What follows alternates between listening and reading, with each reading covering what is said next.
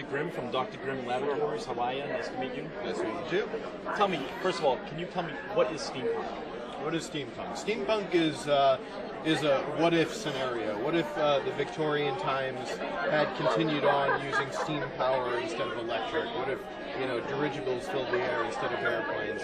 It's a mixing of the elegance of the Victorian age, but mixed with futuristic technology, and then just kind of twisting history into its own alternate reality that never happened. Now, what brought you to steampunk? Was it the gadgets, the clothing, just anything? I've actually been designing in the style way before I knew there was a name for steampunk, just based on the literature that I used to read as a kid.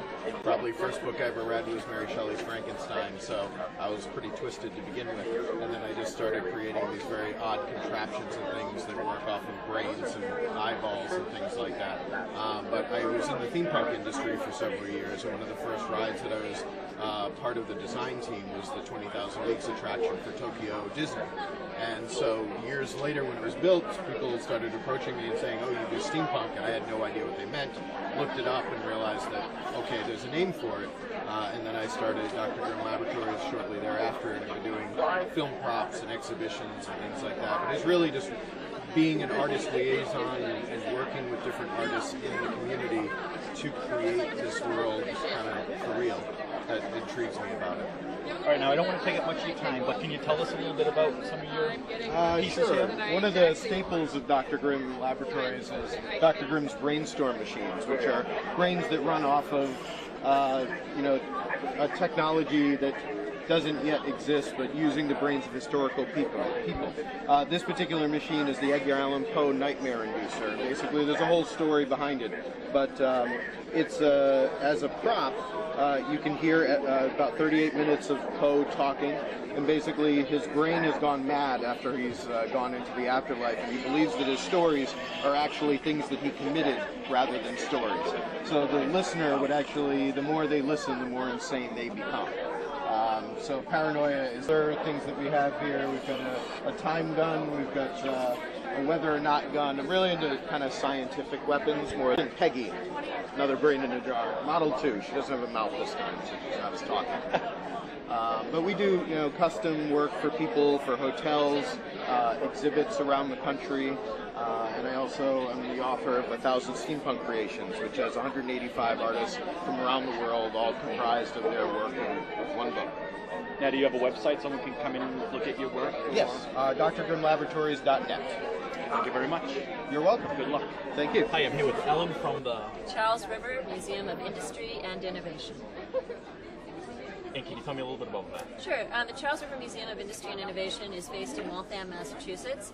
It's in America's first modern factory. Many people, if they go back to their junior year of high school, remember Francis Cabot Lowell created the power loom, opened up this incredible factory. That's the building that we're in. So it literally is kind of the birthplace of America's Industrial Revolution, taking the country from an agricultural community to a technological, innovative, industrial nation. We start with Francis Cabot Lowell because that's the building, and then we move forward to the Waltham Watch Factory, really looking at all of America's innovations and how they've influenced the world, really. So we are really an industrial museum. However, about 2 years ago, the steampunk community found us, and they adopted the museum. So we are also, in addition to being this amazing historical resource and incredibly fun museum, we are home to steampunk, definitely in New England, and fast becoming national. Now, these are some of the exhibits that they can see in the museum. Absolutely. Would you like to talk about some of them? Sure. So steampunk is a mix between modern technology and Victorian aesthetic. So this is a sample of a type of steampunk piece that you would see. This particular piece is a glass plate, which is 19th century technology. The piece that was photographed for this glass piece is created by an artist named Chris Conti out of New York.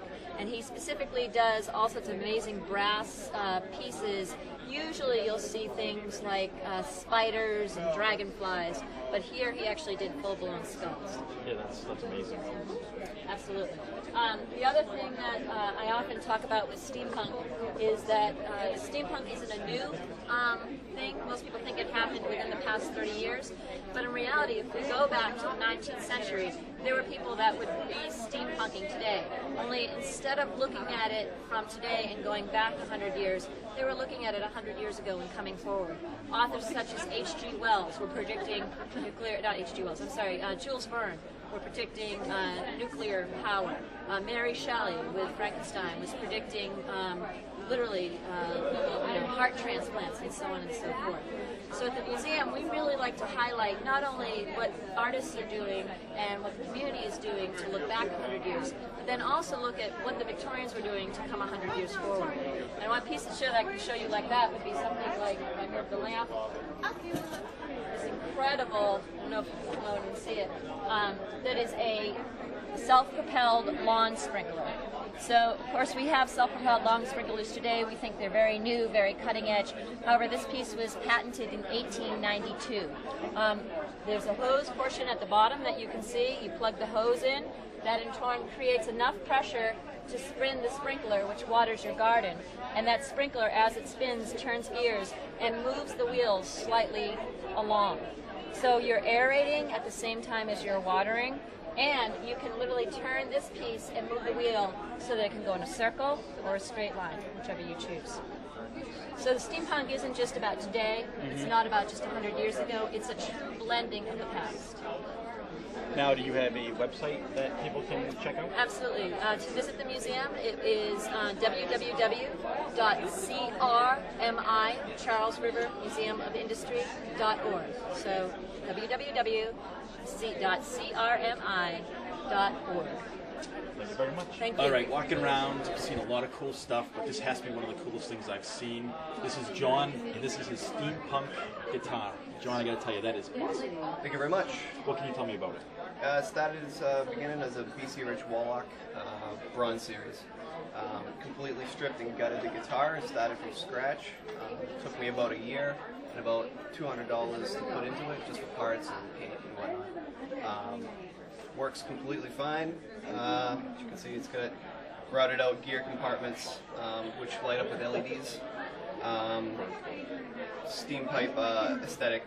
Everything's just on the surface. Nothing appears as it is. I mean, these are real steel rivets put in, but everything else is either painted to look rusted or fatigued. And that's pretty much it. You got a single pickup, tone volume knob, switch for the LEDs, battery compartment on the back. Yeah, that's about it.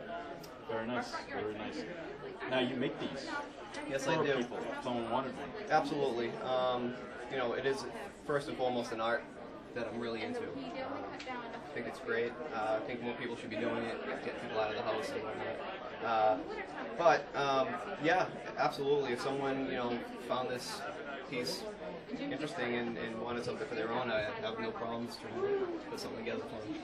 But I'm currently working on my second one, which is coming along a lot faster, and it's a step up above this one, a lot more detail, and I try to outdo myself every time I make one.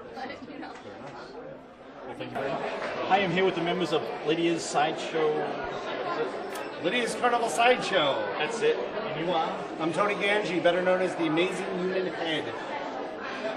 I'm Rory Raven. Alexandria the Great. Tracy McCaskill. Acacia Spinstress. Maurice Reed Amy. So what got you guys into doing Sideshow. Performing. Yes. Sideshow performing. I wrote a book about a year ago called Carney Sideshows, Weird Ones of the Midway. Became very interested in the sideshow and decided I wanted to put my own together. Slowly found the 5 great performers with me, and it's been great since. So did you choose steampunk as an outlet, or? Actually, the way it worked out was we started doing shows back in December out of Salem, Massachusetts, and I believe it was either January or February. I noticed that there was going to be a steampunk convention in Fitchburg, and I kind of dropped them an email because sideshow and steampunk lately has been kind of pairing up. I have friends down in Philadelphia, the Old City Sideshow, and they do a number of steampunk conventions, so it seems to be a good pairing. Do you think if I was to step out of the way, you guys could do I camera? definitely could do something, yeah, absolutely. Anything else? All right, I'll just move out of the way. And Yeah. I do. Oh, careful there. You all right? Yeah, you break stuff. That's a good routine. I gotta hire you. I do a little bit of sword swallowing, though it's not really sword swallowing. I use this sword right here, and this really isn't sword swallowing. It's something better known as the human blockhead.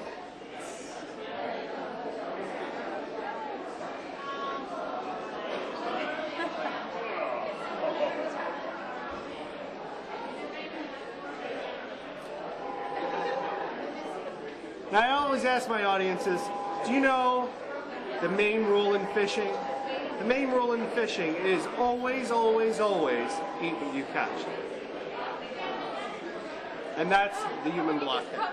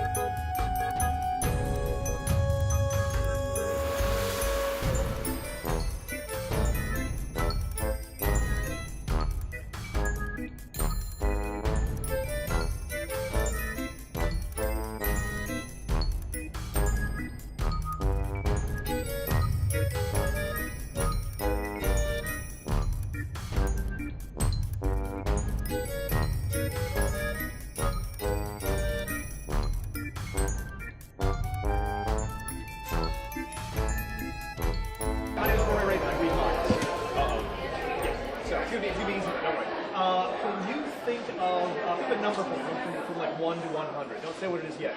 But think about this. And get this big and clear in your head. You know, this could be a random number. It could be a really important number. I don't care about that. What I do care about is that you can get this big and clear in your head and sort of push that toward me in your mind, which I know is a goofy thing to ask you to do. Think. Here we go.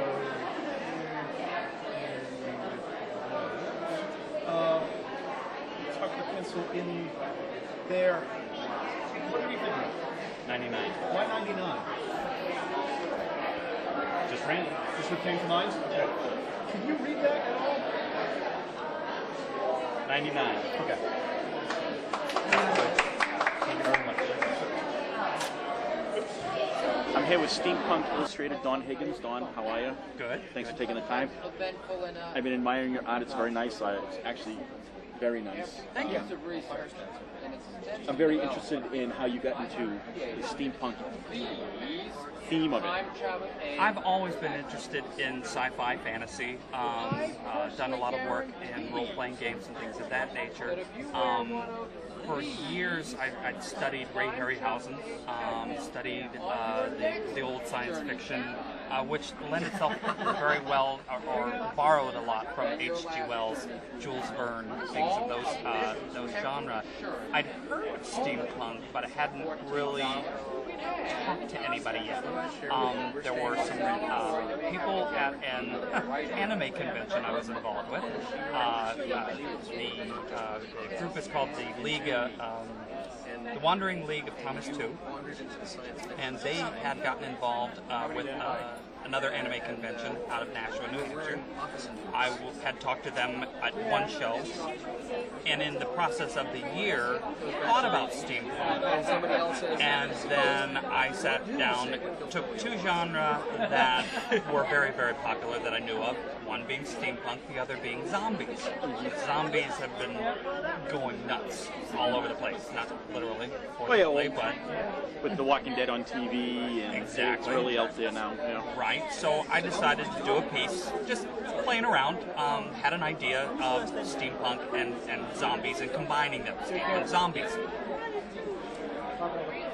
Again, just playing around with it. I started working at it as I was here, working on a sketch at a convention, and the steampunk people came over. This is amazing.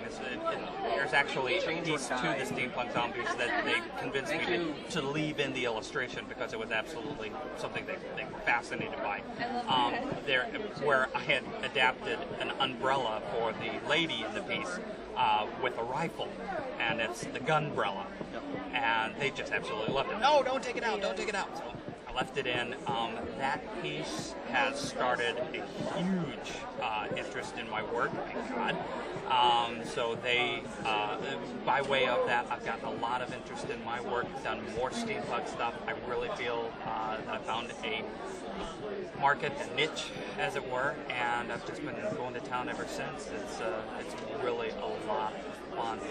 Just the outlandish imagination that allows you to run with. Now, is there any other genres that you like to draw in? Obviously, because of the role-playing games, I do a lot of fantasy. I'm going to be trying here soon to write and illustrate my own children's books again. There are a lot of projects. I'm trying to get freelancing going again. 10 years ago, I tried freelancing. I was doing some children's books at the time, and 9/11 happened, and the market just dried. Right. Nobody was buying anything, and subsequently, the 6 months before 9/11, I was doing relatively well. Yeah. Getting in some interest and so forth, and then, like I said, it happened, and the first thing to go in a bad economy is everybody's advertising budget. Mm-hmm. So, clip art became where everybody went to get stuff. I'm trying it again. So, hopefully, things go better this year. I've got I think I've improved on my work, so I'm hoping that. Well, I don't think you need to improve anymore on your work. I really, especially this. Can you just hold up the picture that you're doing right now? I think that is fantastic. Look at the detail in that. And that's drawn right out of your mind. That's just sat down and started sketching yesterday morning. Initially, I've actually added two things while looking at it. I had this apparatus here, but I just tried out for that little bit more, so I put the mouse in the teacup. I was going to say, that's an awesome touch. The drop coming out to the mouse.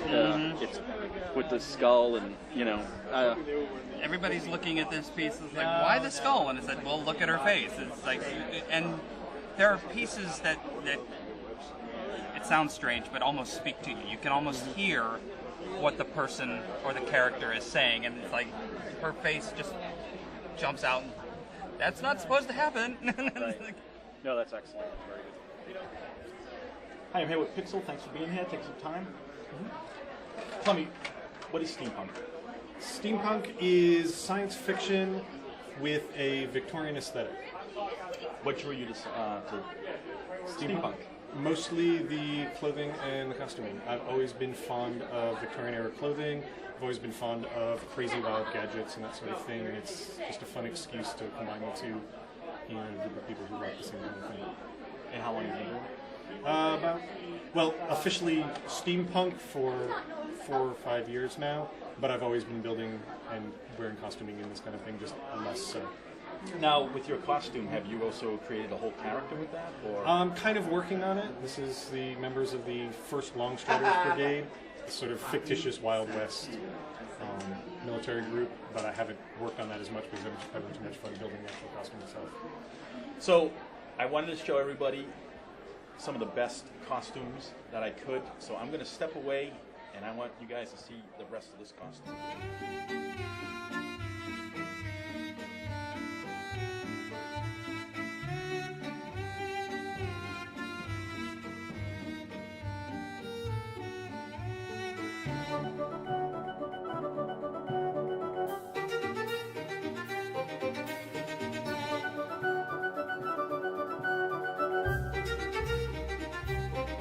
So how long did it take you to make this?